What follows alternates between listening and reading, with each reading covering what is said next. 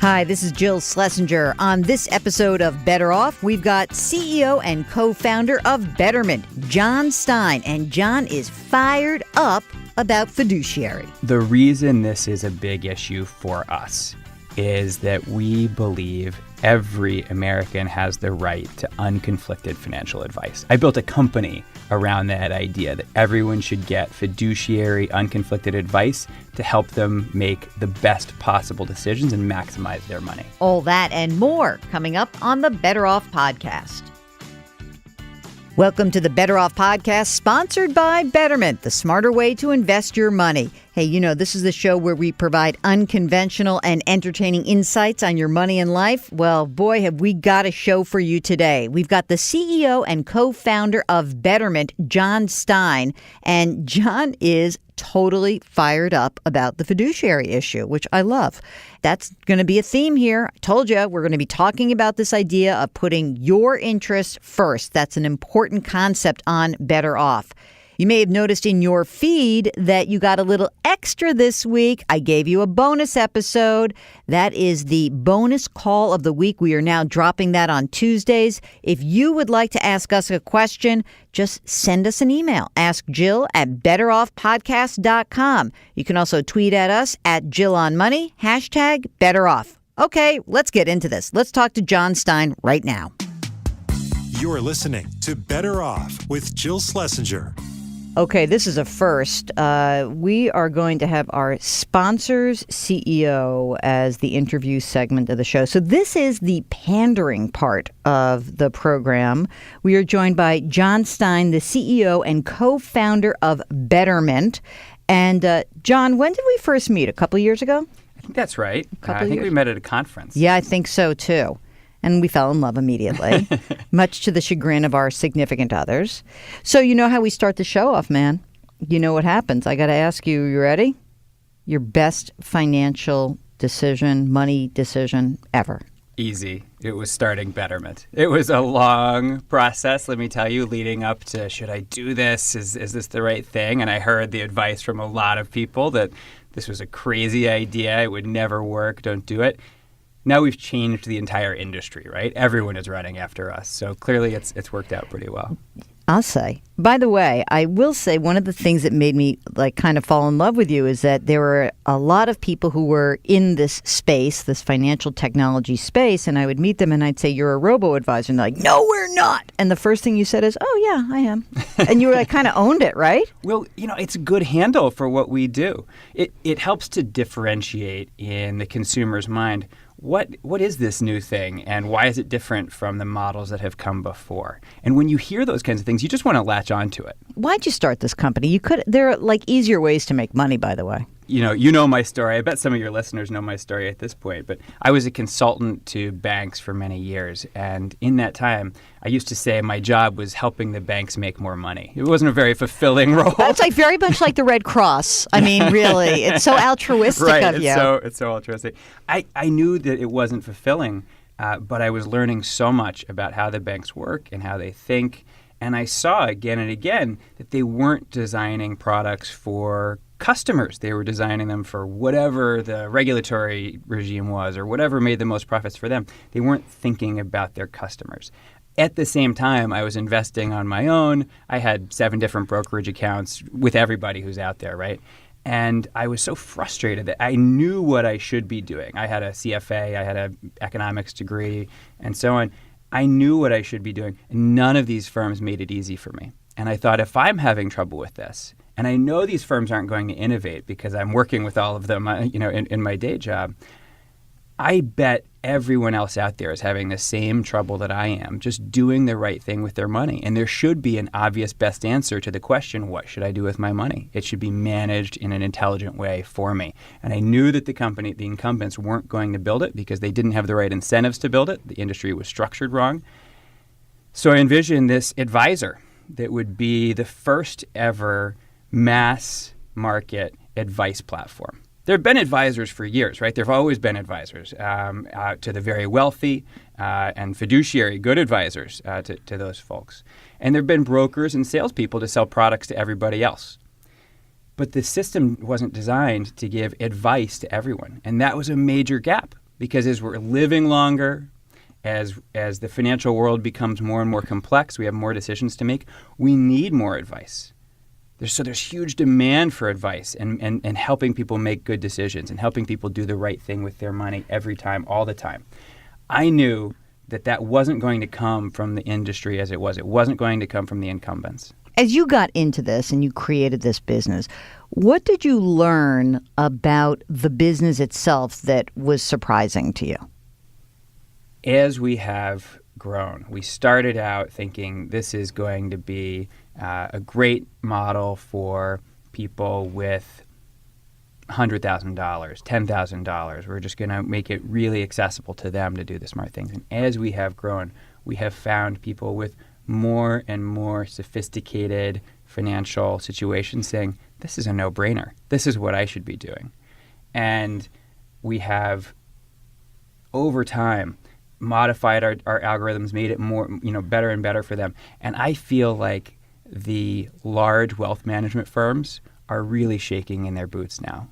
Some of them are saying, oh, there's no way that this could ever come and disrupt our business. But they don't do that much more than we do, right? They just put a fancy sheen on it.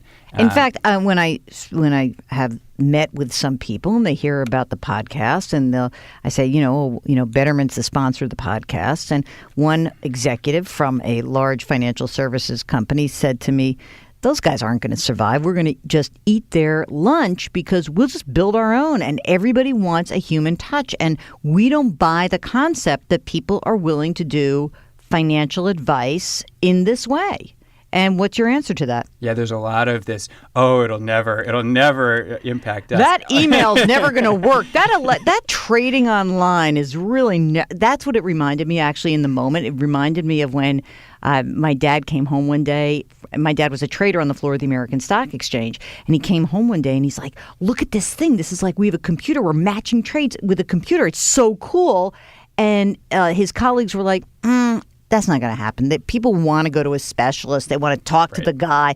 And there's just so many iterations of this. So what is it that they're missing? Or are they just blowing smoke up their own you-know-whats? Yeah, that's what it is. I mean, people don't see the future very often. When you've got a big incumbent business and you've got 1 million clients and you're serving them, you don't see how things are changing, right? It's hard for you. I've worked in those companies. I understand how decisions are made. They're too big to turn the ship. It's too hard for them.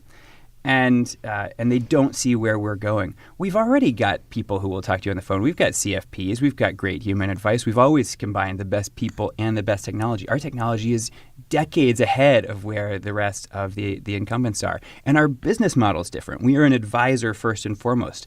All the big incumbents in the industry are either brokers or mutual fund companies, and they're all trying to sell you something. Do you think that it's the model is hard essentially because when regular people think about, I get financial advice, they don't think I have to write a check every year to get that advice, right? So I've got $1 million. Let's just pretend I've got a big wirehouse account and I pay $10,000 a year. I don't think that about writing a check for $10,000 a year gets sucked out of my account. Do you think that we are close to a period of time where essentially the cost of your money management is zero, but you will have to cut a check?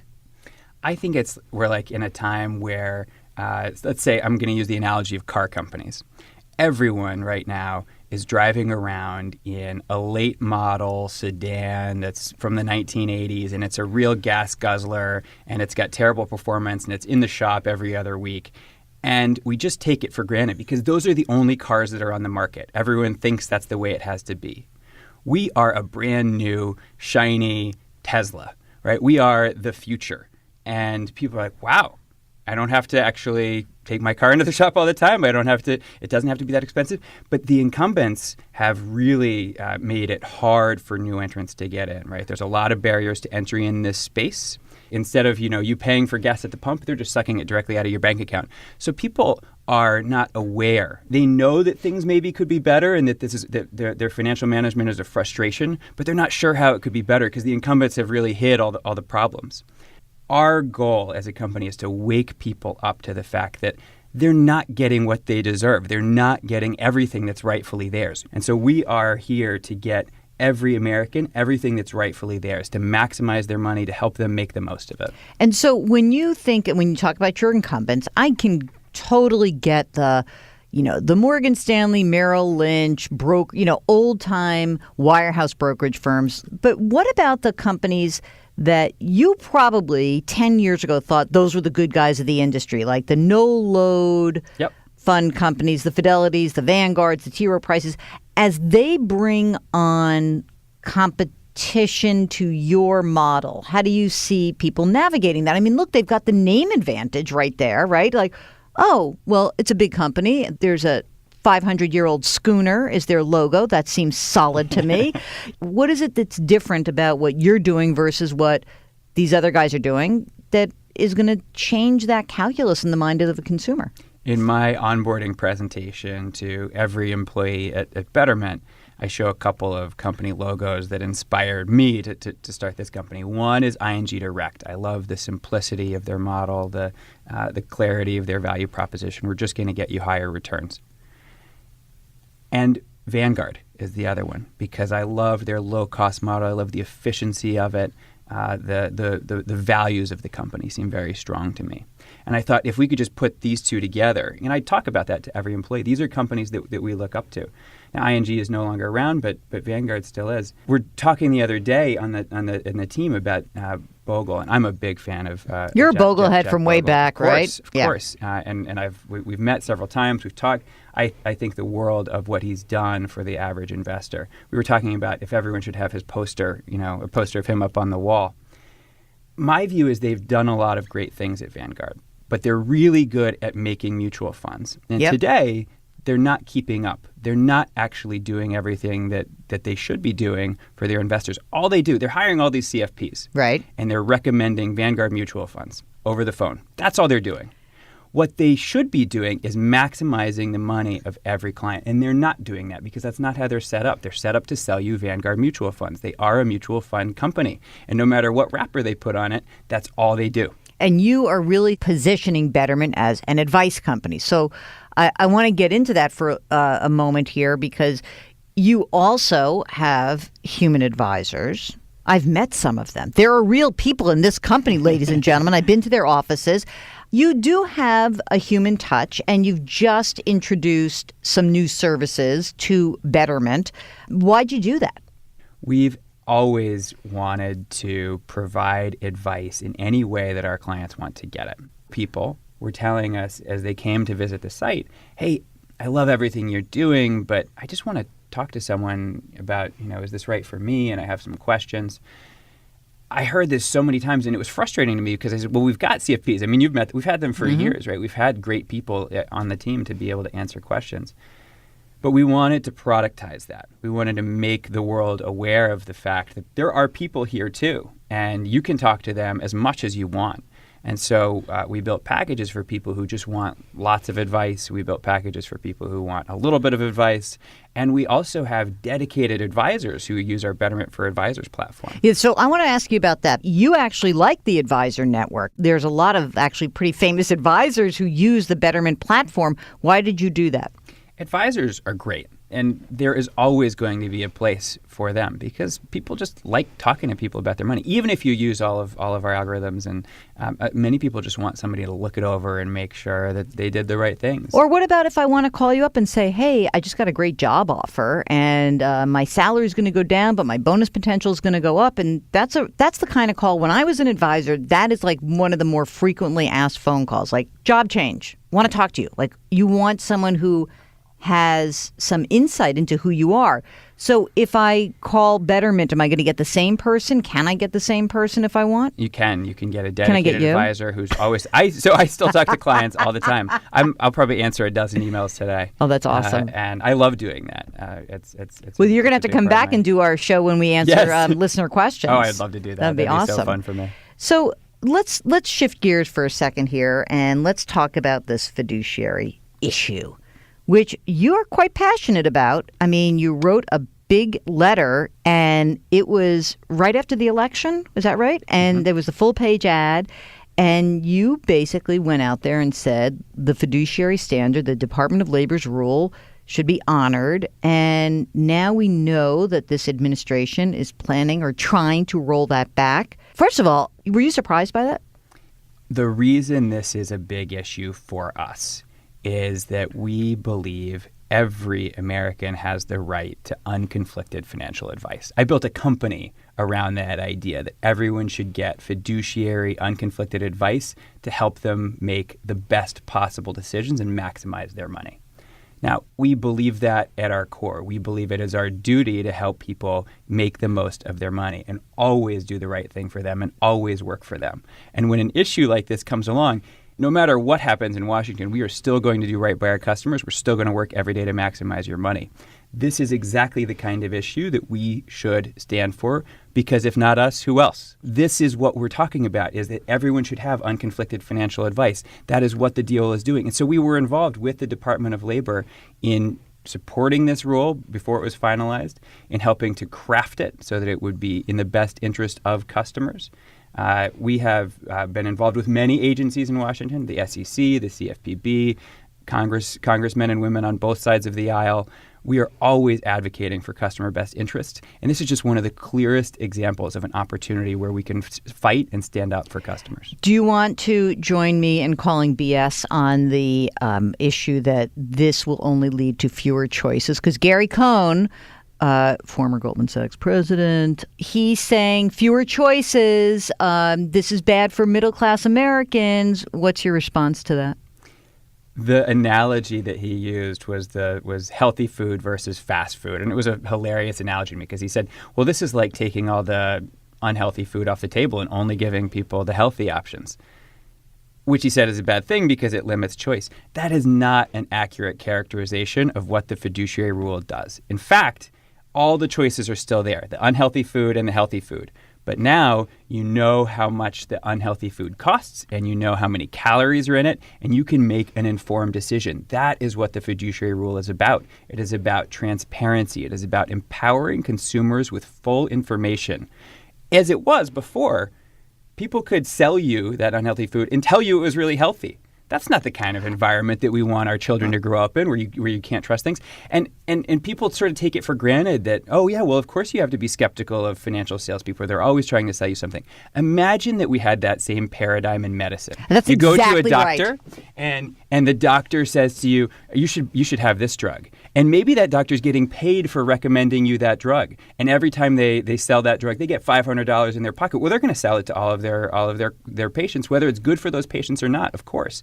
And that's unacceptable in medicine. We have laws now for a long time that prohibit that type of activity. You can't get paid for recommending something that's not appropriate. In financial services, we have no such rule until the fiduciary rule. It is absolutely the right thing. And in fact, it should be extended beyond just retirement accounts.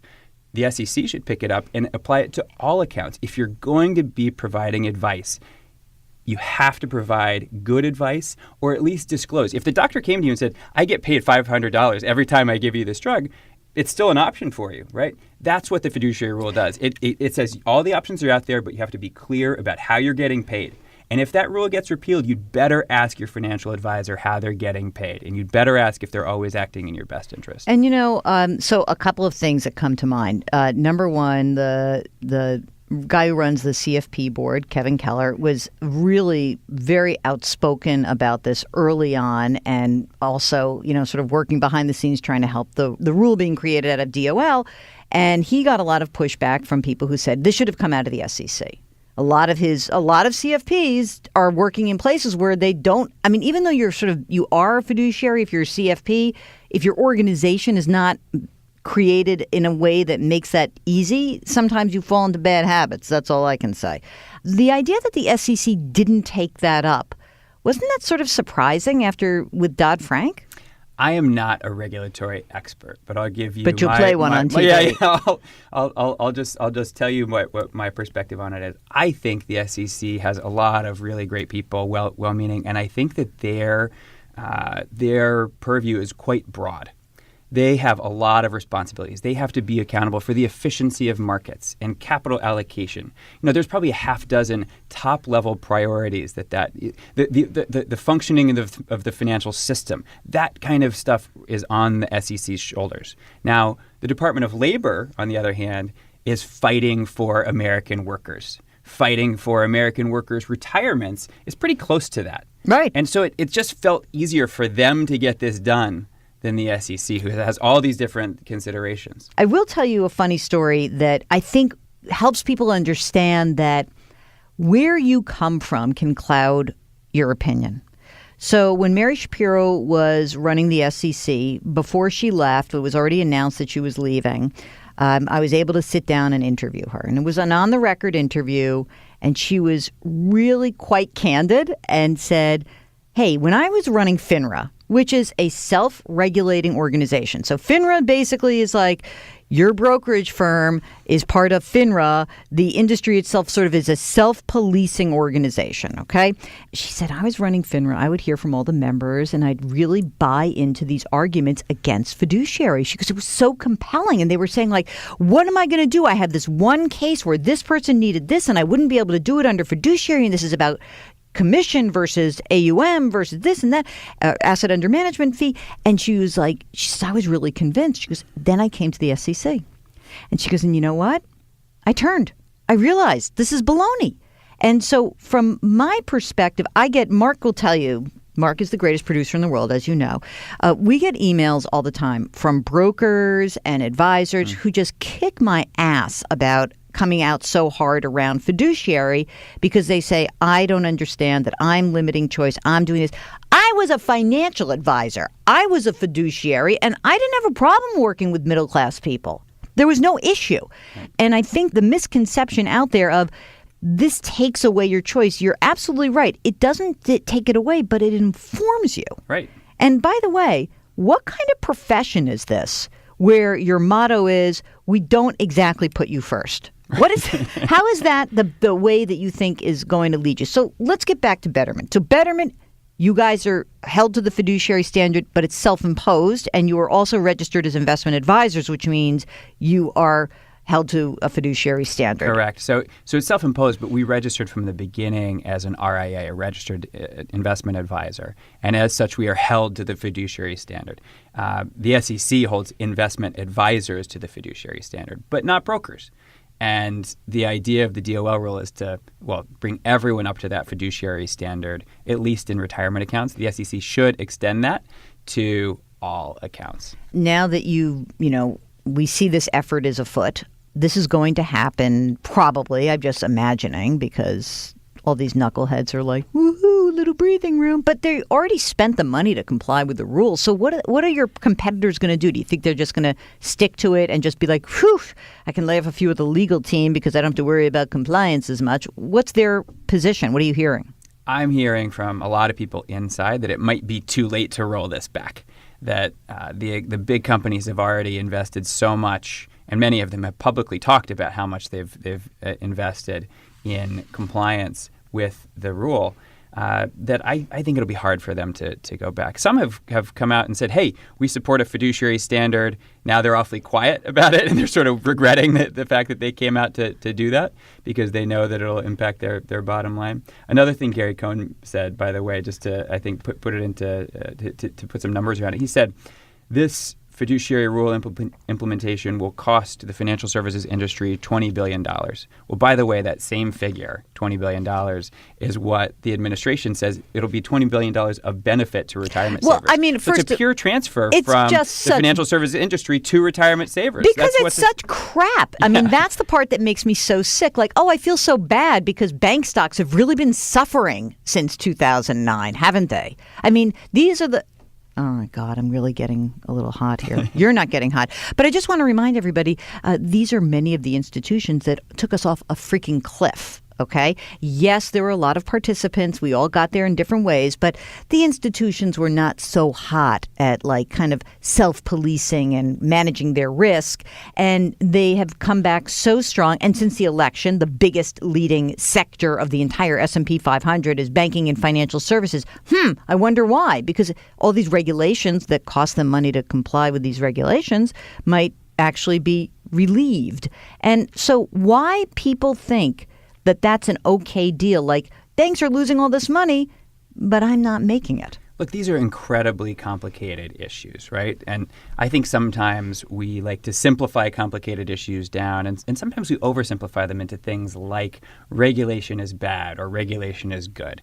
It's not that simple. There is good regulation and there's bad regulation. The entire system, the entire financial system depends on regulation. Without the Securities Acts of the 1930s and 1940, we wouldn't have stock exchanges. We wouldn't have mutual funds. We wouldn't have many of the banks, right? Like all of these concepts that we take for granted depend upon regulation to function. Can you improve that functioning over time as technology changes, as society changes, as people live longer, as after the 401k is introduced and we start relying on savings to fund people's retirements rather than pensions the way that we used to? Of course you can improve regulation. The country is changing, society is changing, technology is changing, the world's changing. Regulation has to keep up.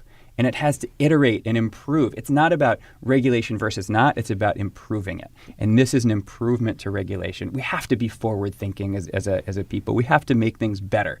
And we are fighting to make things better for everyday American savers and investors.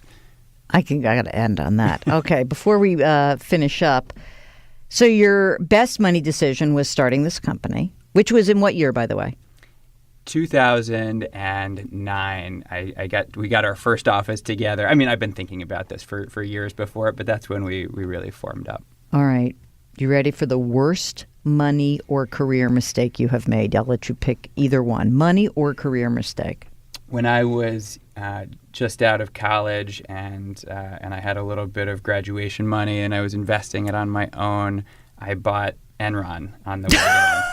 And that's too good. That's like too good for me. Right? That's fantastic. And later, it's funny. I ran into Jeff Skilling at a bar in Las Vegas, and we had a long conversation about what had happened. An hour and a half we talked. Really? Yeah. I didn't know him. I just walked up and he bought me a drink kind of randomly. He was there alone.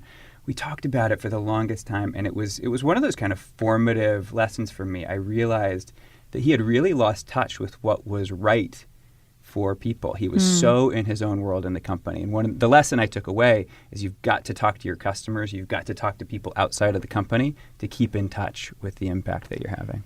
Jon Stein, CEO, co-founder of Betterment, sponsor of this program. Thank you so much for joining us. It was great to be here. Thanks, Jill.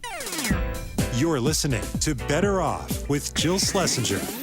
Okay, now for the best part of the show, the Better Off question of the week. This is when you get to ask me questions about your financial life. If you would like to give us a holler, just send us an email. Ask Jill at betteroffpodcast.com. So we've got Aaron on the line. He's calling from Charlotte, North Carolina. Hey, Aaron, welcome to the show. How are you? Hey, Jill. Doing great. How are you doing? Fantastic. Tell me what's on your mind, how I can help you out. So I've recently graduated from college, this past December. Great. I've landed a job right out of school, so I'm currently making more money than I've ever had before. I love it. It's a good problem to have, I guess. Yep. And it's a company with really great benefits, and I just kind of wanted to see what your thought was on where I should be putting my money first. Okay. What I should be saving for. All right. So let's start with this. So you're in your 20s, right? Okay. Do you have any debt, any student loans? I have no student loans, thanks to scholarships and mom and dad. Fantastic. And no credit card or auto loans either? I have an auto loan. Okay. And how much is outstanding on that auto loan? It is, so it's brand new, so I'm 1 month into 60 months, I believe. Okay. It's like $349 a month. Okay. And do you know what the interest rate is on the auto loan? It's pretty good. So my dad was nice and co-signed it for me, 3.4%. Kind of loving your dad and your mom right now. Yeah, he. This is good stuff. Okay. How much are you making, Aaron? I'm making 52 a year. Fantastic. And are you renting your own place, or are you living with mom and dad? I'm renting. Okay, great. You said you got good benefits at the company. Is there a 401k that's offered through them? Yes, ma'am. Okay. And are you contributing to that? I am, yeah. I'm doing 6%. Okay. And then there's also a 6% employer match. Great. So that's terrific. And what about just some safe money in the bank? What's going on there? I'm on track to save about $1,000 a month. Okay. So look, when you start out, this is what I call it like the big three. And for, by the way, anyone listening, whether it's you, yourself, your kid, your niece, your nephew, everyone has to think about this same big three in my mind. Number one is you got to try to pay off any nasty consumer debt. So I mean like double-digit percentage credit cards or big fat bad auto loans. This is not a terrible auto loan, so I'm not that concerned. And that's really your number one priority. And of course, if you've got student loans, you're going to have to pay those down as well. The second thing is, I think, an emergency reserve fund of some sort. And how do you figure out how much money you actually need to put away in that emergency reserve fund? I would say it's anywhere between 6 and 12 months of whatever your living expenses are. So that requires you to actually figure out what your living expenses are. But, like Aaron, it's kind of probably easy for you because you don't have that many expenses. Then it is put money away for retirement. And so you're doing a little bit at the same time, which is all good. I like the 6% in the 401k. I think that in the next few months, you're going to have your emergency reserve fund pretty well set because I can't. Do you know what your monthly expenses are right now? Probably around $1,500. $1,500 a month? Okay. So, that's pretty good. So in the next 6 months, you're going to have that saved up. Once you get to that point, the next choice is, okay, what else do I need to do? So there's a couple of choices. Number one is you can put more money into your 401k. But I think in your case, I have a sense that you're so young and your career is just taking off that maybe what you might want to do is open up a Roth IRA.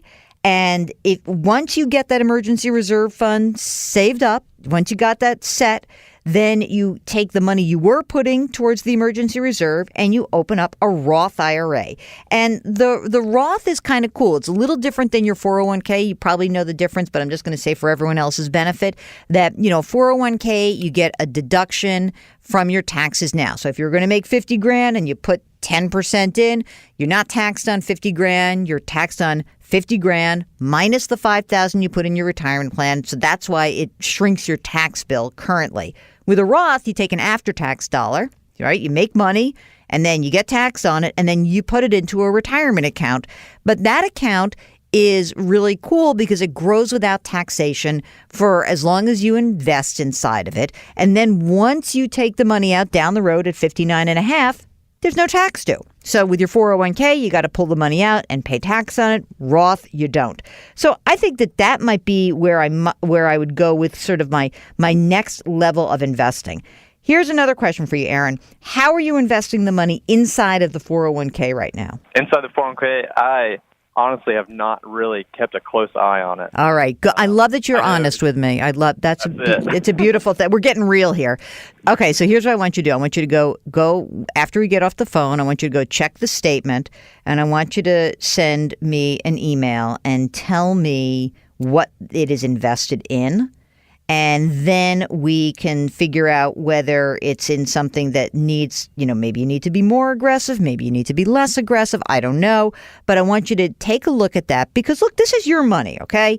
And, you're not alone. And there's a lot of people listening here who don't want to micromanage their entire financial lives. They just want to they're making good money. They're putting money away. That's great. I just want you to be able to feel comfortable and in control of the money you are putting away. And the first step is pull that statement out, look at what it's invested in, shoot me an email, let me know. And then we can decide whether that's the right investment option for you or whether you need to take more risk, less risk. I mean, you're really young, so risk shouldn't be something you're really terrified of, but I just want you to feel more in control of it. And that way you'll feel more, I think, just generally feel better about your own financial condition. But it sounds to me like you're doing all the right things so far. And we just got to get some of that money to work for you when it gets freed up. That's it. Appreciate it, Jill. All right. Thanks so much for calling. Take care, Aaron. Okay, that's another episode of Better Off. Thanks so much to Betterment CEO Jon Stein for joining us today. And thank you for all those great questions. Don't forget, there's a new episode of the Better Off podcast every Thursday. You can subscribe via iTunes or wherever you get your podcasts. If you have any questions or suggestions, you can find me on Twitter. My handle is @JillOnMoney. That's @JillOnMoney. Just use the hashtag BetterOff. You can also reach me via email. AskJill@BetterOffPodcast.com. That's AskJill@BetterOffPodcast.com. And if you wouldn't mind, please leave us a review or a rating in iTunes. It really will help us out. Better Off is sponsored by Betterment. Our music is composed by Joel Goodman. Mark Talercio produces. I'm Jill Schlesinger. See you next week.